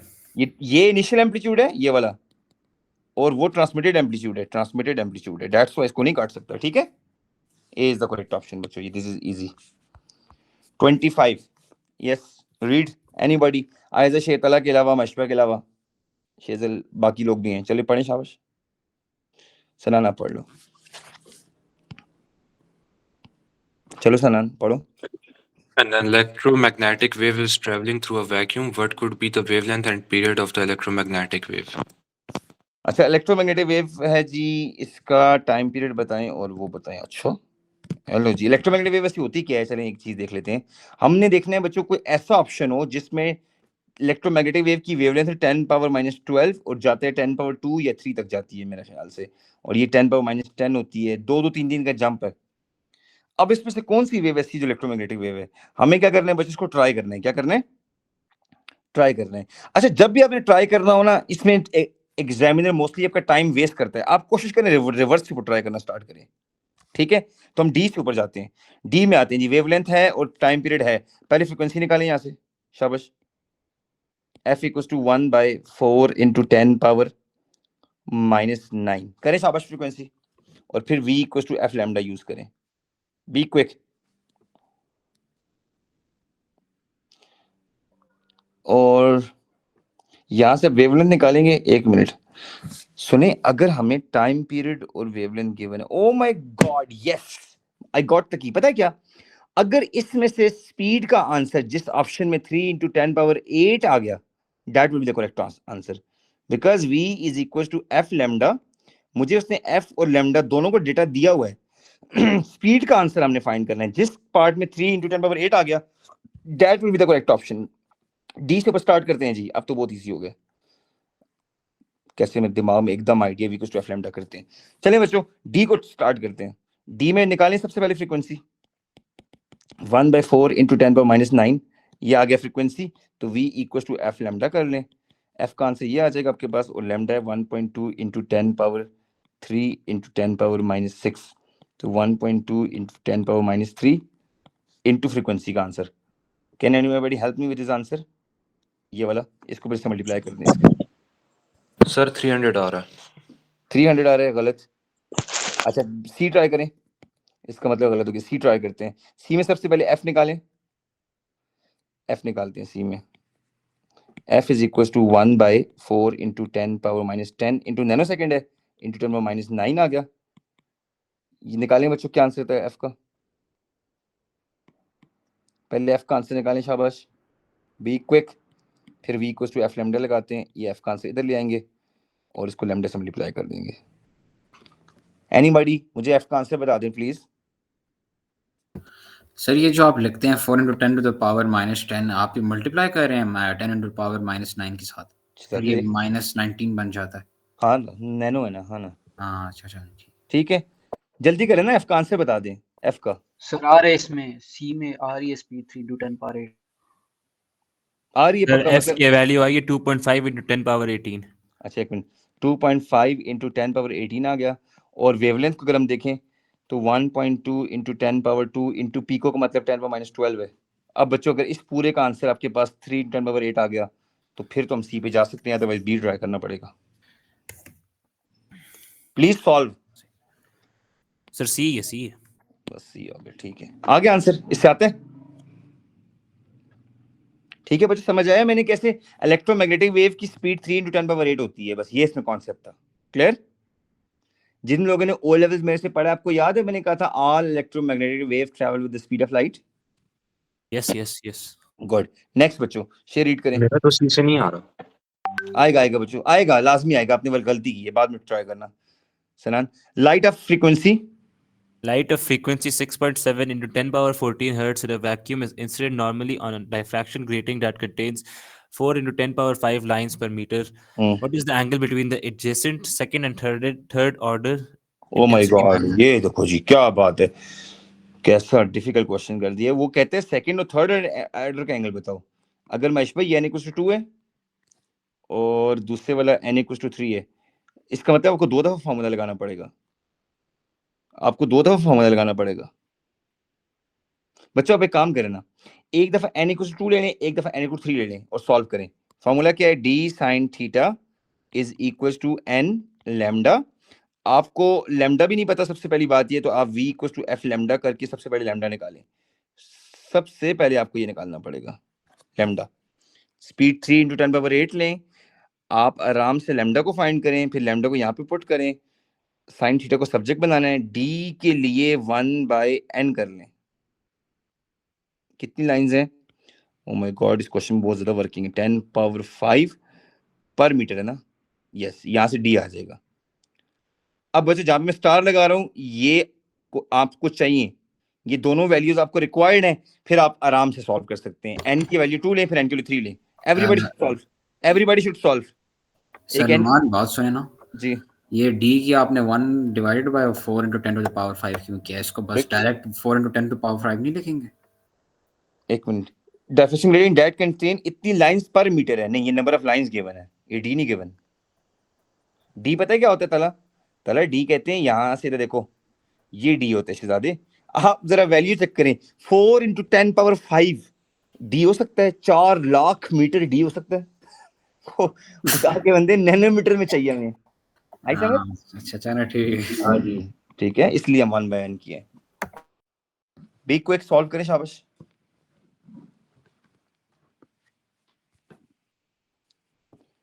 तो मेरा आया है a। सॉल्व करने के बाद ये आ रहा है, मतलब दोनों ने सॉल्व 11.45 किए बस, ठीक है। 3-4 लोगों अगर यार आपने दोनों एंगल को माइनस किया लाके, जी सर। सही है बच्चों। मुझे भी इस क्वेश्चन में ये ट्रिक नजर आती है कि हम किसी तरह से 2 एंगल्स निकाल लें, एक ये वाला एंगल और एक फिर ये वाला एंगल, ठीक है। फिर आखिर में लार्जर में से स्मॉलर को माइनस कर देंगे। सो जिन लोगों का नहीं आ रहा प्लीज बाद में ट्राई करें, आपका आंसर ए आ जाएगा, ठीक है। क्योंकि मेथड देखें, मेरा एक दिमाग क्लिक करता है कि that could be the method. आपके पास और मेथड होंगे, लेकिन जो एकदम मुझे एमसीक्यू में जो फौरन क्लिक करेगा मैं आपको बता दूंगा, जो नहीं क्लिक करेगा मैं आपको बता दूंगा that's not into my mind, अब बाद में कर लें, ठीक है। अभी तक तो अल्हम्दुलिल्लाह मेरे लिए कोई ऐसा चैलेंजिंग नहीं आया, सिवाय एक रोप वाला था जो शेर ने कॉस्ट के थ्रू करा दिया। अभी तक हम ठीक जा रहे हैं। नेक्स्ट आइजा आप पढ़ें। The siren of a moving police car emits a sound wave with a frequency 440 Hz. A stationary observer hears a sound of frequency 494 Hz. The speed of sound in the air is 340 meters per second. What could be the speed and the direction of the movement of car? अच्छा बच्चों, f आपको 440 given है और f not observe frequency. पहले बताएं observe कम हुई है ज्यादा हुई है? f नॉट ज्यादा हुई है। तो इसका मतलब टुवर्ड आ रहा है, वे जा रहा है टुवर्ड्स माइनस लगेगा। क्या लगेगा? माइनस, ये लें, ठीक है। अब आपको कहते हैं what is speed and direction of the car. आपको बच्चों ये फाइंड करना है, this one velocity of source. Sound की स्पीड आप खुद ले लेंगे, 340 गिवन है बल्कि। तो आप एक काम करें, एफ नॉट की जगह 494 लगा दे बच्चों, एफ की जगह 440 लगा दे, into 340 over once again 340 minus X. अब इसको सॉल्व करना है, ठीक है। अब थोड़ा सा केयरफुली सॉल्व करना है बच्चों प्लीज, बाकी हमने कोई मिस्टेक नहीं की, ठीक है। बिकॉज जब ये फ्रीक्वेंसी हाई होगी हमें माइनस लगाना पड़ेगा। सर 37 आया बी। सर आंसर बी आ गया। क्लियर बच्चों? बाद में आप लोग देख लें वर्किंग कैसे की है मैंने, दैट इज इजीएस्ट क्वेश्चन। देखिए ऐसे क्वेश्चन आसान होते हैं जो डायरेक्ट मेमोरी बेस्ड हैं, कंटेंट आता है बस डायरेक्ट अप्लाई किया आंसर आ जाते हैं, ठीक है। थोड़ा सा कॉन्सेप्ट ठीक हो। क्लियर? ये ऊपर वाला थोड़ा सा चैलेंजिंग था 26, क्योंकि उसमें 4 वर्किंग करनी थी 4 मार्क्स के लिए। ये क्वेश्चन थ्योरी में होता तो कम से कम 4 मार्क का होता। एनीवे चलें आगे जाते हैं जी, बिस्मिल्लाह, वेव्स आगे स्टार्ट करते हैं जी। 28, कोई बात नहीं, एक मेरी बात सुने बच्चों, जिससे मुझे टाइम मिलता है आप ये मत देखें सर हम सो रहे हैं, नींद आ गई है, वो बस अब लिया करें क्लास। मैं वीक में 1-2 दफा सडनली अचानक से एने वाले जिन की तरह अपीयर होऊंगा, लेकिन आपने आना है बिकॉज मेरे पास टाइम का बहुत इशू है। Move on. यस शेर। The diagram shows the shape at one instant in time of part of a stretched string as a wave travels along it from left to right. What are the directions of the velocity of the points 1, 2, and 3 on the string at this instant in time? बच्चों अच्छा अभी answer पे तो जाना ही नहीं है, सबसे पहले आपने एक चीज देखनी है, ये स्ट्रेच स्ट्रिंग है, इसका मतलब है ये स्टेशनरी वेव्स है। ओके, अब उसने कहा है कि एक स्ट्रेच स्ट्रिंग है जिसकी 1 2 3 2-3 पार्ट्स गिवन है। What are the directions and velocity of point 1 2 and 3? My god, 3 की वेलोसिटी सर डी नहीं होगा? ओहो कैसे होगा, सब्र करो ना, डी कैसे होगा, सब्र सब्र सब्र सब्र, हम 1 को चेक करें। सर अच्छा इसमें बच्चों, वो नेक्स्ट इंस्टेंट वाली वेव नहीं बनाएंगे? सर देखिए वेव थोड़ा सा शिफ्ट हो जाएगा ना राइट पे। अच्छा बच्चों, मैं आपको इन क्वेश्चन की एक हैक बताता हूँ। हैक ये है ना, जब आपको लगे कि वेव में कोई पार्टिकल ऐसे है जो आपको लगता है कि ये ऊपर जा रहा है, आपने उसको नीचे कंसिडर करना है। ये मैंने ये आइडिया 90% केस में अप्लाई किया हुआ है कि जब भी आपको लगे ना कि कोई पार्टिकल ऊपर की तरफ जा रहा है, लाइक देखो इसको, देखो ये लग तो ऐसे रहा कि ऊपर जा रहा है, लेकिन ये ऊपर नहीं जा रहा होगा। देखो आपको इतना पता है पार्टिकल की डिस्प्लेसमेंट सेंट्रल पोजीशन से ऊपर हो सकती है या फिर नीचे हो सकती है, ठीक हो गया? आई समझ, लेफ्ट या राइट नहीं हो सकती, ये बात आप याद रख लें। पार्टिकल की वेलोसिटी अप या डाउन हो सकती है, लेफ्ट या राइट नहीं हो सकती। तो इसलिए आपके 2 ऑप्शन तो बिल्कुल ही फ्लॉप हो गए। देखो कितना मैंने ट्रिकी बात आपको बता दी है, पार्टिकल की वेलोसिटी लेफ्ट राइट नहीं हो सकती, अप एंड डाउन हो सकती है on a rope, on a stretch string. अब सी और डी में से आपने एक बात याद रखनी है, जब आपको लगे कि ये पॉइंट क्रॉस हो गया, अब ये पार्टिकल आपको लग रहा है कि ये वेव नीचे की तरफ जा रही है, अब ये पार्टिकल अपने ऊपर करना है और ये पार्टिकल अपने नीचे करना है। इसी तरह अगर हम इधर आ जाए, वंस अगेन ये पीक है, ये आपको ऊपर लग रहा है, इसको फिर नीचे करना है। तो जो पार्टिकल आपको लगे ना कि ऊपर पीक की तरफ अप्रोच कर रहा है, उसको अपने वर्टिकली डाउनवर्ड लेना है। D is the correct option. ये ट्रिक आपने याद रखनी है। देखें आयजा, अगर आयजा कहती है 0 डिग्री है, माइशपा ये 90 डिग्री है, अब इसके बीच में कोई भी पार्टिकल आ जाए, एक्स आ जाए, वाई आ जाए, जी आ जाए, तो कोई भी पार्टिकल आ जाए, अब ये 0 से 90 की तरफ जा रहा है, आपने इनका वेलोसिटी डाउनवर्ड लेनी है। और जब लगे कि 90 से 180 की तरफ पार्टिकल जा रहा है बच्चों, ठीक है, तो इसकी वेलोसिटी को आपने अपवर्ड लेना है। ठीक हो गया? ये है क्या इस क्वेश्चन का? क्लियर? जी सर। गुड हो गया। नेक्स्ट शेर आप पढ़ो, इसके बाद शेजल पे आता हूँ। Which wave cannot be a longitudinal wave? Latitudinal कौन सी नहीं सकती, देखते हैं जी। पहला डायफ्रेक्टेड वेव। ओ, साउंड वेव डायफ्रेक्ट तो होती है, हो सकती है, साउंड वेव डायफ्रेक्ट हो सकती है, ये पॉसिबल है। मतलब लैटिट्यूडनल वेव होती है जो साउंड वेव जैसे, ठीक है। अब polarised wave, transfer wave is always polarised, latitudinal wave can never ever be polarised. Latitudinal wave में वो प्लेन्स ही नहीं होते, बिकॉज लैटिट्यूडनल वेव में वाइब्रेशन सिर्फ लेफ्ट राइट होती है, लेकिन ट्रांसफर वेव में अप डाउन होती है। ट्रांसफर वेव के साथ इलेक्ट्रोमैग्नेटिक वेव है, याद रखें बच्चों, transfer wave is electromagnetic wave. Electromagnetic wave आप हायर लेवल पे जाके पढ़ेंगे, उसके साथ associated electric and magnetic fields हैं। लैटिट्यूडनल वेव के साथ कोई इलेक्ट्रोमैग्नेटिक यानी इलेक्ट्रिक या मैग्नेटिक फील्ड है ही नहीं है। ये तो सीधा सीधा बी आंसर है, इसमें कोई किसी किस्म की सोचने की बात नहीं है। That's the B, polarised wave. A transfer wave is always polarised wave, ये कभी भी लैटिट्यूडनल नहीं हो सकती। ठीक है बच्चों? नेक्स्ट शेजल आप पढ़ें। G, sir. Microwaves are emitted from two sources at point X and Y. These two waves meet at point Z. The diagram shows the path of two waves. The wave emitted from point Z and X are coherent, which is a direct consequence of the two waves being coherent. बच्चों हमने क्या पढ़ा था? Coherent waves के लिए एक ही रटा हमारा था, कांस्टेंट फेज डिफरेंस होता है। तो जहां पे कांस्टेंट फेज डिफरेंस वो हाईलाइट करते हैं, एक ये कांस्टेंट, एक ये कांस्टेंट नॉन जीरो, ये तो दोनों हो नहीं सकते। अब हम अगली बात पे आते हैं, ये और ये देखते हैं। अगर कोहेरेंट हो, कांस्टेंट फेज डिफरेंस हो, in the path line YZ and XZ, YZ between two waves at Z, अच्छा जी बच्चों, मुझे एक बात बताएं, जब मैंने आपको ये कहा था कि शिप टॉपल करेगी या नहीं करेगी, तो मैंने कहा था दोनों वेव जो पॉइंट पी तक रीच करती हैं, ये पॉइंट पी है ना, जब पॉइंट पी तक रीच करते हैं तो उस रीच करते वक्त उन दोनों में कांस्टेंट फेज डिफरेंस होना चाहिए। मैं आपको अपना लेसन भी बता दूं, मैंने कहा था सिविक से कंपटीशन है, सिविक का मेरान से कंपटीशन नहीं हो सकता, याद है मेरा लेसन? ठीक है, Yes, तो yes. आपने कहा था स्पीड फ्रीक्वेंसी वेवलेंथ सेम हो तो उसको कोरेंट कहते हैं, मैंने कहा था यस ये कोरेंट होती है, लेकिन आपने कांस्टेंट फेज डिफरेंस का वर्ड यूज करना है, यानी दो वेव में कांस्टेंट फेज डिफरेंस हो जब वो रीच करने लग जाए, तो इसका मतलब है वो कोरेंट होती हैं। अब ए और बी बहुत क्लोज हैं, लेकिन उसने कहा है ओ यस, मुझे एक बात बताएं, फेज डिफरेंस यूनिट फेज में होती है, पाथ में नहीं होती, पाथ डिफरेंस लैम्डास में होता है, फेज डिफरेंस डिग्री में होता है, तो I think B is the most closest. A पता है किस बात से रिजेक्ट हुआ है? पाथ डिफरेंस की यूनिट डिग्री में नहीं होती, that's why is wrong. Path difference metre centimetre में होता है, नैनोमीटर में होता है, लैम्डास में हो सकता है, डिग्री सर रेडियन। लेकिन एक अगर लाइक दो कोहेरेंट वेव्स है तो उनका पाथ डिफरेंस सेम तो होता है ना? गुड क्वेश्चन, चलो मान लिया पाथ डिफरेंस होता है, दो कोरेंट वेव्स है ना, इधर बात सुनो, एक वेव इधर आई एक वेव इधर आई है, ठीक है, ये 6 लैम्डा एक 7 लैम्डा है, इनका आंसर क्या आएगा? 1 लैम्डा। अब ये 1 लैम्डा तला पाथ डिफरेंस है, क्या चीज है? Path difference. पाथ डिफरेंस, लेकिन वो ये कहता है कि जब इधर वेव आए और इधर वेव आए और वो इंटरफेयर करें, तो इधर वो डिग्री की बात करे, फेज डिफरेंस की बात करे, तो फेज में डिग्री में होता है, तो दैट्स व्हाई ऑप्शन बी में देखो constant phase difference between two है, और यहाँ पे पाथ की बात नहीं कर रहा, बी में कोई बात पाथ की नहीं हो रही, और डिग्री रेडियन की बात कर रहे बी में। क्लियर? चलें, चलो आप पढ़ लें, क्यूट सा क्वेश्चन है तुम्हारी तरह। अच्छा, what is the unit of resistivity? आंखें बंद करके बता सकते हैं आप लोग, इतना आसान है यार कसम से। मजे की बात बताऊं, जिसको याद नहीं होगा उसके लिए टाइम लगेगा, लेकिन मुझे याद है बिल्कुल यूनिट, लेकिन टाइम अगर जिसको याद नहीं हो टाइम लगेगा उसके लिए, लेकिन चलें यार, आर देखें, R equals to rho L over A, ohms, ohms equals to rho into metre over metre square, ये लो कट मार दो, इसको दे ले आओ, क्या बना? क्या बन गया? D D D D D, समझ आया?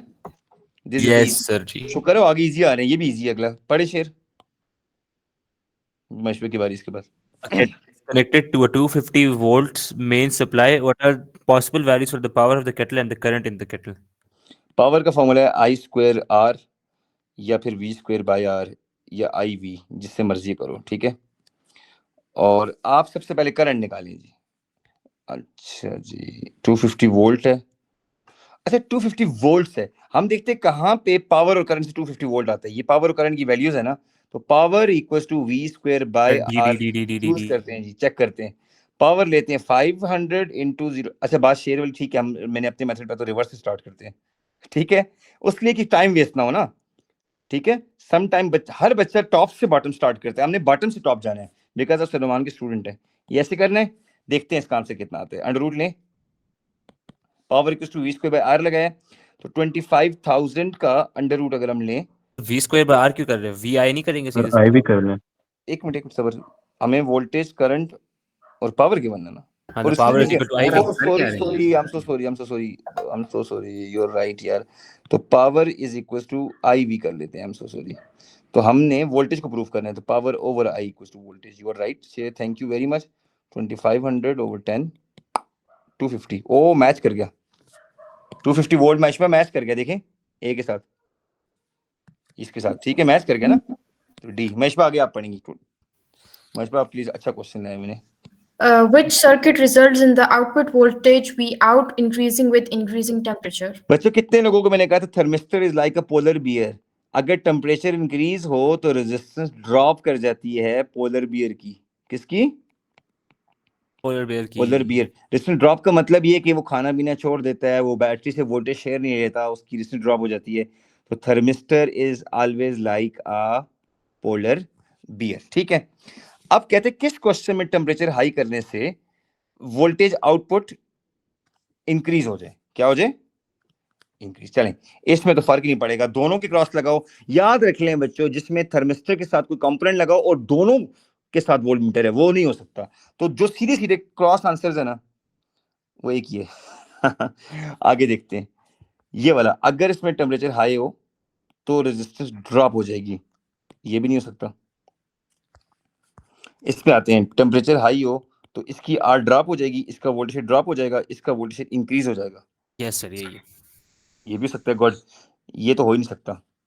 अब देखिए दो option, you look at these two option, सच बताएं क्या ये बिल्कुल यूजलेस नहीं है? Yes sir. इसमें थर्मिस्टर नहीं डी में, और फर्स्ट में दोनों के क्रॉस में वोल्ट मीटर लगा हुआ है। सो एज पर माय कैलकुलेशन हमारे पास क्या ऑप्शन आ रहा है? सी। क्या आ रहा है? सी। ठीक है, कितने आसान है यार पेपर्स, कसम से पता नहीं कौन कहता है एमसीक्यूज मुश्किल है। आगे आते हैं। अच्छा मैं कहती हूँ सर एमसीक्यूज मुश्किल है। शेज़र जरा दिमाग लगा। अच्छा एक ये बात वाले बताओ, तो आसान है लेकिन वैसे मुश्किल होते हैं ना। मेरे साथ आसान लग रहे हैं। हाँ ये वाले तो आसान लग रहे हैं। अच्छा चलो एक काम करेंगे ना, नेक्स्ट टाइम जब इंशाल्लाह मैं क्लास लूंगा ना, आप लोग जिस पेपर पे सारे एग्री करेंगे वो कर लेंगे, ठीक है? जी ठीक है। चलिए, अच्छा इससे भी ज्यादा अगर करना है तो शेयर कुछ पेपर्स, लेकिन वो काम आपको मैं रिकमेंड करूंगा आप थ्योरी के बाद करें। शेर, माइशबा, सनान, जो भी हैं बच्चे, ये लोग 40 एमसीक्यूज कंपाइल करें और उसकी एक फाइल बनाएं कि जो मोस्ट डिफिकल्ट एमसीक्यूज है उसको सॉल्व करने में हमारे घंटे 2 से 3 लग सकते हैं, ठीक है? लेकिन वो काम आप थ्योरी के बाद करें। अगर आप अभी करेंगे ना कि सारे मोस्ट डिफिकल्ट एमसीक्यूज एक पेपर में डालें, आप फिजिक्स पढ़ने छोड़ देंगे। आई समझ? सर नुमान, जी जी। सर नुमान, आपने हमारा थ्योरी और एमसीक्यू का मॉक कितना मुश्किल बनाया है? 10 मैं आपको ऑनेस्टली बताऊं, मैंने बैलेंस्ड बनाया है। उसकी रीजन है, उसकी रीजन ये है कि आपका टेस्ट जो था वो मैंने बहुत मुश्किल बनाया था, लेकिन ये मॉक नेशन वाइड जाना है तो नेशन वाइड हमें स्टैंडर्ड रखना होता है। मींस के आप ये समझ लें कि अगर नेशन वाइड 50% डिफिकल्ट आता है तो मैंने 70% रखा है, 100% नहीं रखा, ठीक है? सही चलो है? सही है सर, ठीक है। एवरेज पेपर है, एवरेज पेपर से थोड़ा सा अबव एवरेज आप कर लें, not extreme difficult. Okay, sir ऐसे क्वेश्चंस किधर से दिए? क्वेश्चंस का मैं नहीं बता सकता, आई एम सॉरी। आगे आ जाए। इसका सी है। अच्छा एक मिनट, कैसे सी है? 3 रेजिस्टर लगे हैं, what is the magnitude of are?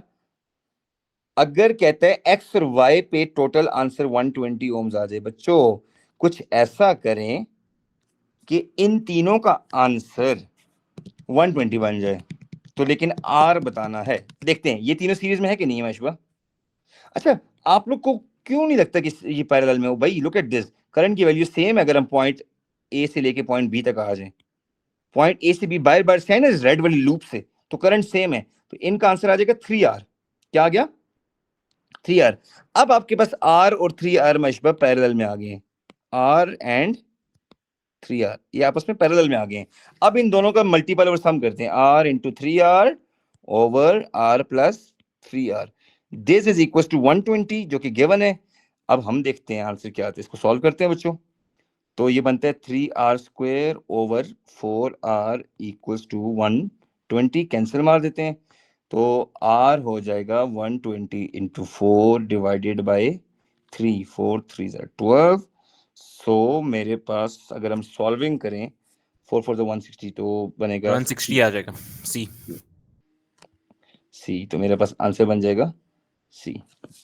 ये देखें शेजल, वंस अगेन जिन पे मैंने टिक लगाया है बल्कि स्टार लगा रहा हूँ, ये तीनों हमारे पास मशबा, ये तीनों क्वेश्चन, ये तीनों हमारे पास किसमें? सीरीज में। 3R बन गया, लुक एट दिस, 3R बन गया ये, और दूसरे वाला पैरेलल में R, तो 3R इंटू R मल्टीपल और सम का फॉर्मूला लगाया इक्वल्स टू 120, तो इससे सॉल्व करने के बाद हमारे पास आंसर बन गया, ठीक है?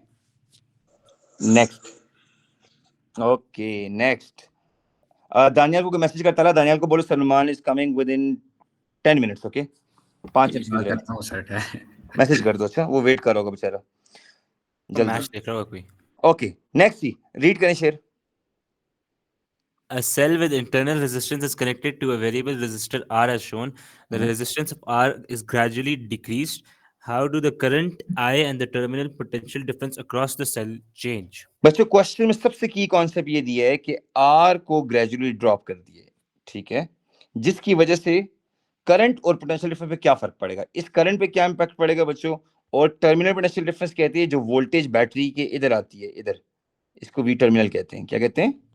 We terminal. चलिए हमारे पास इक्वेशन है EMF is equal to V terminal plus V lost. मैं जरा आपको कॉन्सेप्ट पे कॉन्सेप्ट लेके जाता हूँ। वी टर्मिनल होता है I इंटू R और वी लॉस्ट होता है I इंटू इनर R, ठीक है? I को अगर हम कॉमन ले लें तो ये बनता है R आउटर और प्लस R इनर।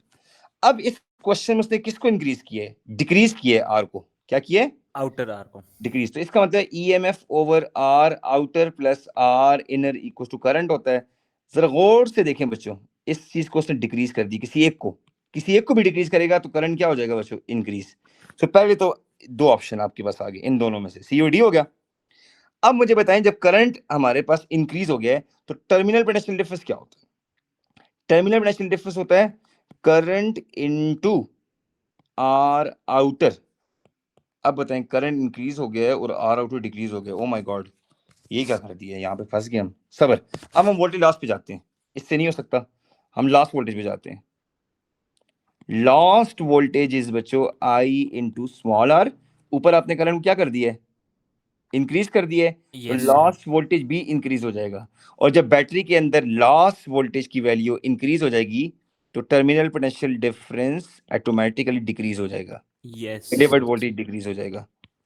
तो दैट्स व्हाई बड़ी मुश्किल से जाके हमें मिल गया ऑप्शन सी। ठीक है। हाय हाय शेजल, वर्किंग देखिए जरा। देखिए, जी जी, welcome to A levels. I am not welcome, please मुझे निकाल दे वापस। हाँ जी, देखो बात ये है ना, कम से कम आप एक बात पे कहोगे यार। चलें नेक्स्ट क्वेश्चन जी, पहला पढ़ें, बस 4 रह गए MCQs. The diagram shows a circuit with a cell and 3 resistors with a resistance says R1, R2, and R3.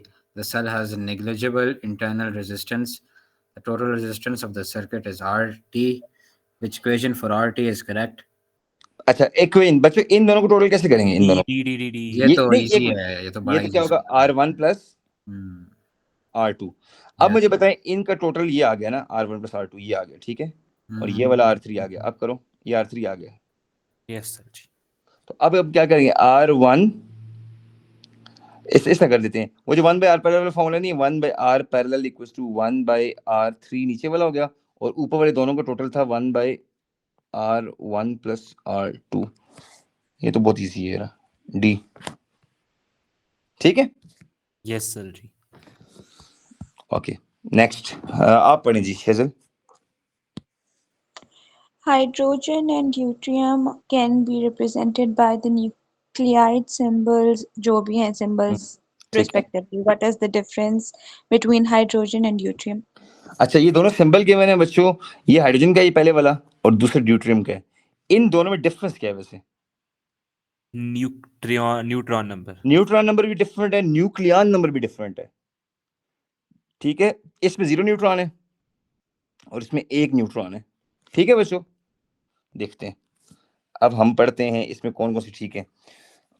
अब पढ़ें जी, deuterium atom has twice the number of electron. खुदा के लिए इलेक्ट्रॉन सेम होते हैं, ये तो गलत हो गया।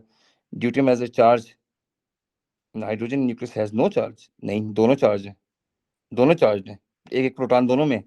गलत। Sir D. एक एक प्रोटॉन दोनों में। Deuterium nucleus has the less mass than the hydrogen nucleus. Mass number दोनों का नहीं, एक मिनट, ड्यूटेरियम का ज्यादा है।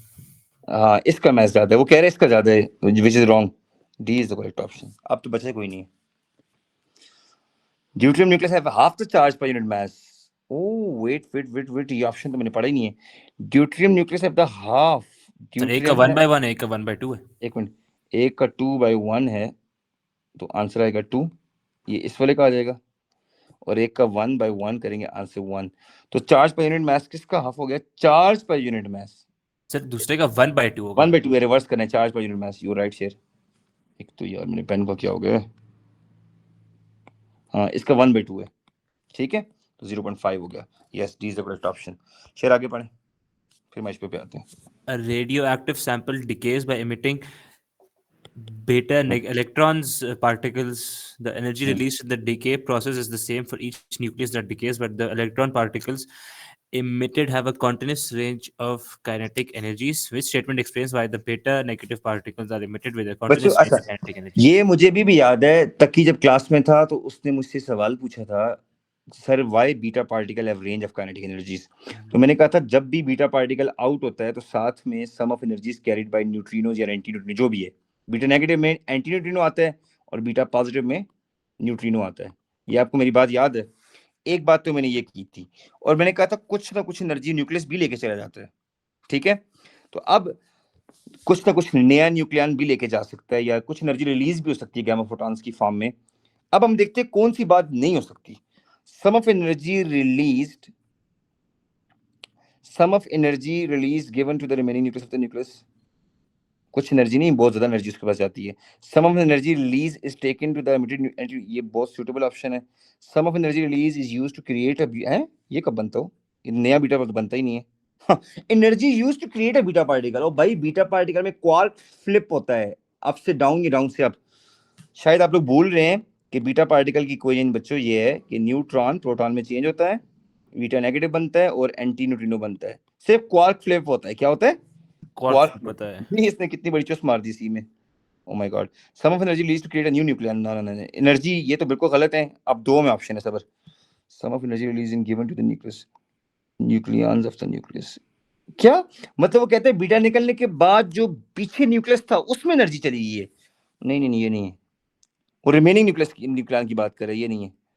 That's why some of energy release is in the form of antineutrino या न्यूट्रिनो। अच्छा, ये ऑप्शन बी गलत होता अगर यहाँ पे न्यूट्रिनो लिखा होता, लेकिन यहाँ पे एंटी लिखा है और वाकई बी का नेगेटिव में look at this, anti neutrino ही आता है। Yes sir, we will take this. शेर आगे पढ़ें। Which particle is not a fundamental particle? Fundamental वो होते हैं बच्चों जो डिवाइड नहीं हो सकते। इनमें से कौन सा डिवाइड नहीं हो सकता? इलेक्ट्रॉन डिवाइड हो सकता है, यस फंडामेंटल है, ये डिवाइड हो सकता है। न्यूट्रॉन आराम से डिवाइड होकर किस में जाएगा? क्वार्क्स में। यस मैश पे लास्ट आप पढ़ें। Okay. What is the charge of an anti-top quark? Anti-top mass पे याद है, टक बिस्किट थे +2/3e और डीएसबी थे -1/3e। अब इसको एंटी कर देते, एंटी टॉप किस में आएगा? इसको एंटी कर देते हैं, ये वाला। तो इसको चार्ज को फ्लिप कर दें, इसको फ्लिप मार दें। -2/3e। अल्लाह, ऐसे सवालों शेज़र इतनी खुश हो गई। वाह सर, क्या सही बात। बात है सर, ऐसे हो मजे तो हो एटलीस्ट। हाँ जी मेरी शहजादी, आप कर रही हो ए लेवल्स, ठीक है। हाँ, मुझे बस यही तो दुख है कि मैं ए लेवल्स क्यों कर रही हूँ। हाँ जी, आप ए लेवल्स क्यों कर रही हो? जी वैसे ये वाला पेपर काफी इजी था कंपैरेटिवली बाकी पेपर से। अच्छा, फिर इसका थ्रेशोल्ड भी हाई होगा सर। इसका तो 33-34 तक ए होगा इसका, क्योंकि ये तो बहुत ज्यादा ही था। हाँ, चेक कर लें सर ये पेपर कौन सा? चेक कर लें। ये है समर 24-11, समर 24-11, ठीक है। 32 पे सर इसका। ओ, तो हमने कितने नहीं है पता नहीं, ठीक है। एनीवे आप बाद में चेक करना, मुझे नहीं पता कितने गलत है कितने सही है, लेकिन ये है कि मैंने आपको पूरा पेपर विद अ रीजन समझा दिया है। सर बात सुने, ये बंदा एमसीक्यूज में वैसे भी A स्टार तो नहीं ले सकता ना?